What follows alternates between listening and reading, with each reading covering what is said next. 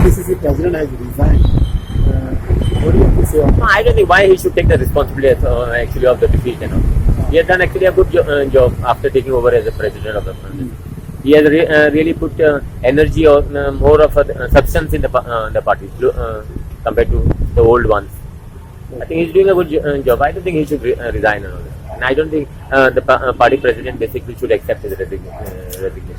Do you think he should revert back his resignation? Take back? No. First and foremost, he should not see on moral ground. I don't know the moral ground that he has resigned.